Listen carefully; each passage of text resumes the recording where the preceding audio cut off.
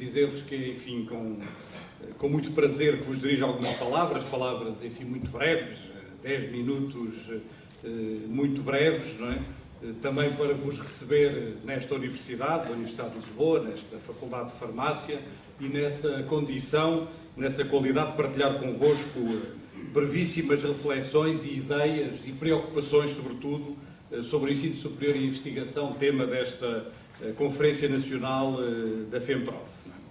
Enfim, quando se aceita um convite como este, um convite nem que seja para tomar a palavra por alguns breves instantes, julgo que temos o dever, mesmo a responsabilidade, de dizer o que pensamos e o que sentimos e de fazê-lo com alguma frontalidade. Sabem que as palavras de circunstância não fazem parte da circunstância, da minha circunstância de vida, não fazem parte da minha maneira de ser nem de estar na Universidade e, por isso, enfim, tomo a liberdade de partilhar convosco algumas preocupações que tenho como reitor, mas também e sobretudo como universitário. Levo 5 anos como reitor da Universidade de Lisboa e este tem sido um tempo muito intenso, mas um tempo também muito difícil, não é? Um tempo de grandes dificuldades, ainda que o sinta, para mim, no plano pessoal, como um tempo absolutamente insubstituível da minha vida, não é?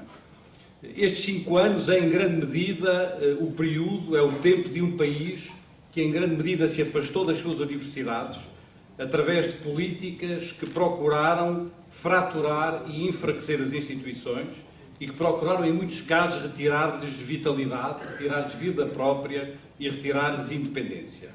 Vou falar-vos de 3 fraturas que, a meu ver, foram fraturas muito importantes, ou pelo menos eu senti, na minha qualidade de universitário, como fraturas muito importantes desses últimos 5 anos. A primeira fratura cuidadosamente pensada e cuidadosamente preparada, foi a fratura entre a universidade e a ciência. As universidades transformadas em instituições imobilistas, transformadas numa espécie de barrigas de aluguer dos centros de investigação, esses sim vistos e apresentados como lugares de dinâmica e de lugares de inovação.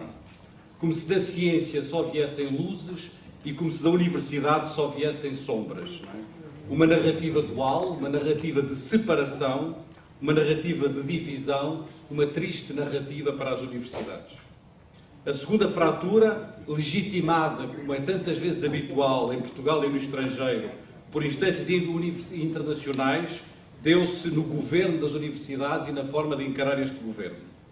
A participação e a democracia vistas como uma espécie de empecilhos e a ideologia do New Public Management, da nova gestão pública, invadindo de rompante o espaço universitário. As novas instituições, foi assim que foi dito, passariam a ser governadas por órgãos mais manejáveis e o reitor passaria a ser o CEO da universidade. Foram estas, exatamente estas, as palavras utilizadas na apresentação do Regiés no Centro Cultural de Belém. Pobre ideologia, falsamente modernizante. A terceira fratura mais complicada pelo processo, ou pela forma como foi feita, do que propriamente pela ideia, a terceira fratura promoveu uma tendência privatizante das universidades, através de fundações sem fundos, de falsas fundações, como foi dito também, fraca história feita de provincianos oportunismos. É justo dizer que grande parte destas evoluções, talvez melhor dizendo, destas involuções, se verificou também em muitos outros países por esse mundo fora. A ideologia do chamado valor económico das universidades. Ideologia inventada, trabalhada e reproduzida pelos economistas da terceira via, tem vindo a dominar o mundo universitário na Europa e em muitos outros países. Aliás, o novo nome do Ministério do Ensino Superior no Reino Unido, o novo nome deste Ministério fala por si. Department of Business, Innovation and Skills. Isto é, Ministério dos Negócios, da Inovação e das Competências. E neste Ministério está a tutela das universidades, está a tutela da ciência, está a tutela da aprendizagem ao longo da vida, transformada numa espécie de avatar da empregabilidade, está a tutela do investimento e comércio e está a tutela dos negócios e empresa. Estas orientações que têm como fundamento, que têm como base, que têm como suporte um discurso sobre a nova centralidade das universidades nas sociedades do conhecimento, deram origem, todavia, na maioria dos países, a um reforço do financiamento público. No caso português, estranhamente, ou talvez não, deram origem a um desinvestimento sistemático ao longo dos últimos anos. Entre 2006 e 2012, a preços constantes, as verbas disponíveis do Orçamento de Estado para a Universidade de Lisboa diminuíram 50%. Metade desta diminuição representa o empobrecimento da instituição e das suas verbas de funcionamento. A outra metade representa o empobrecimento dos seus profissionais, dos seus docentes, dos seus investigadores e dos seus não docentes. A grande reforma do ensino superior serviu para esconder o desinteresse dos governos pelo destino das universidades, arrastadas muitas vezes para lógicas de sobrevivência e de mercadorização. As reformas neste país parecem suceder-se às reformas, parecem consumir-se umas às outras, servindo, sobretudo, para justificar a instauração de novos poderes e de novas regulações. Raramente, ou nunca, servem os propósitos de uma transformação, de uma renovação das instituições. São estratégias de controlo, não são estratégias de mudança. Face a este panorama, confesso-vos, com sinceridade, que o meu principal espanto, direi mesmo talvez a minha maior desilusão, foi a forma resignada, é a melhor palavra que encontro, foi a forma resignada como as comunidades universitárias viveram esta situação, sem uma verdadeira discussão, sem uma verdadeira participação na discussão de temas centrais para o seu futuro. Como é frágil a nossa cultura de liberdade, mesmo nas instituições que a deviam cultivar acima de tudo. No centenário da Universidade de Lisboa, que ao longo deste ano se comemora, como muitos sabem, fomos buscar a Coimbra, a oração de sapiência de Bernardino Machado, o nosso lema. Uma universidade deve ser escola de tudo, mas sobretudo de liberdade. Curiosamente, o silêncio público na discussão destas matérias traduziu-se muitas vezes, eu diria mesmo vezes demasiadas, num ruído dentro das instituições. A conflitualidade foi transferida do espaço político para o espaço institucional, como se houvesse uma voz fina para fora e uma voz grossa dentro das instituições. As situações de mal-estar institucional têm um conjunto vastíssimo de razões. Não são apenas consequência, é verdade, das políticas recentes. São consequência também de uma longa história de corporativismos e de protecionismos, uma história que marca ainda a vida das nossas universidades. São imensas as mudanças que temos, nós mesmos, a obrigação de fazer. Mas é evidente para todos os que estejam atentos, que as irrevoluções recentes, que alguns, como Hermínio Martins, têm designado por capitalismo académico, que estas evoluções promovem lógicas de controle, lógicas de produtivismo e lógicas de intensificação do trabalho docente, que num quadro de desvalorização salarial geram inevitáveis situações de mal-estar. Como transformar, esta é a minha pergunta, como transformar este mal-estar de conflitualidades internas, de quesílias e litigâncias que tantas vezes bloqueiam as instituições e que de nada servem às pessoas, como transformar este mal-estar num debate público, num debate político sobre o futuro das universidades, sobre o futuro que queremos para as universidades. Não vos quero deixar com um retrato negro. Peço-vos que não confundam as minhas críticas com uma visão pessimista. Nem tudo são espinhos. Não tenho, mas não tenho mesmo, quaisquer saudades da universidade do passado, ou impedindo o acesso de muitos ao ensino superior. A universidade do passado não merece que dela tenhamos saudades. Temos hoje instituições mais fortes e mais responsáveis. Instituições que percebem a importância de acolher mais estudantes e de contribuir para a democratização dos estudos superiores. Instituições que reconhecem a necessidade de prestar contas à sociedade.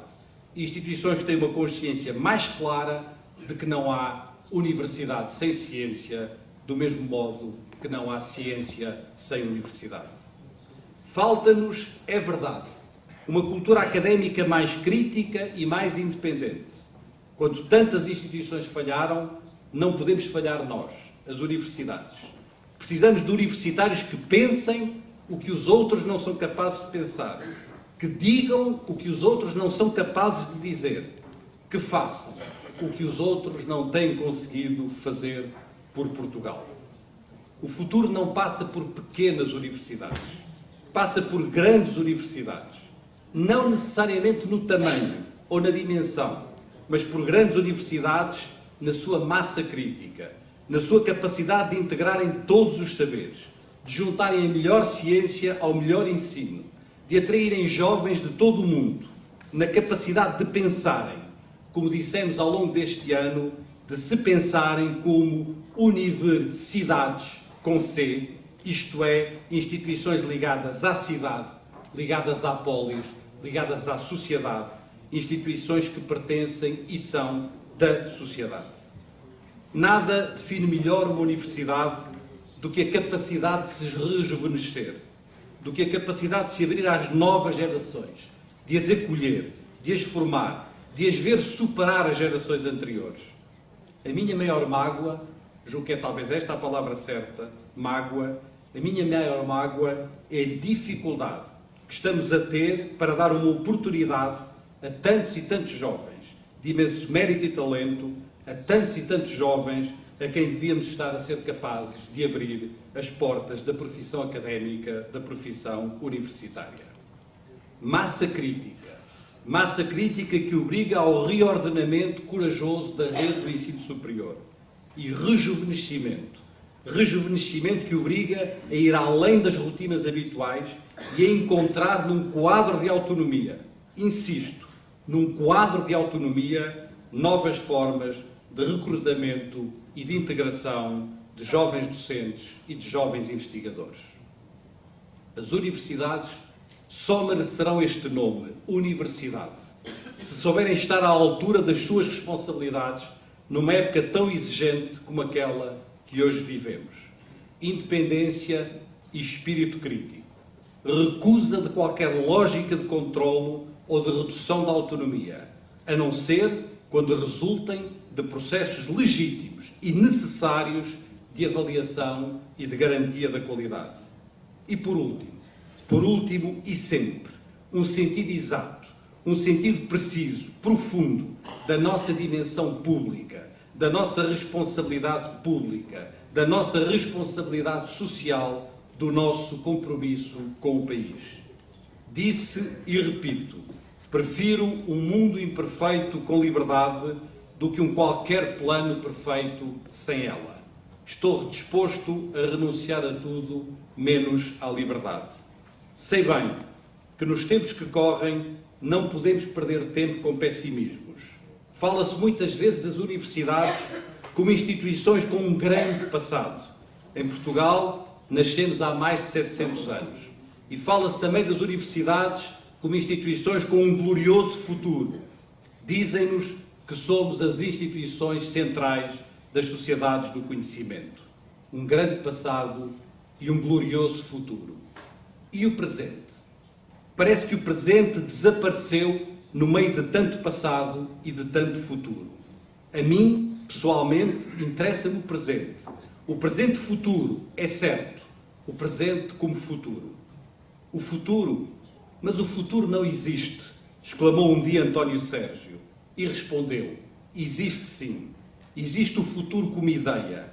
Porque o que constitui uma nação não é uma causa eficiente.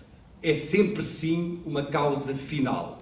É um projeto, um plano, uma ideia do que há de ser.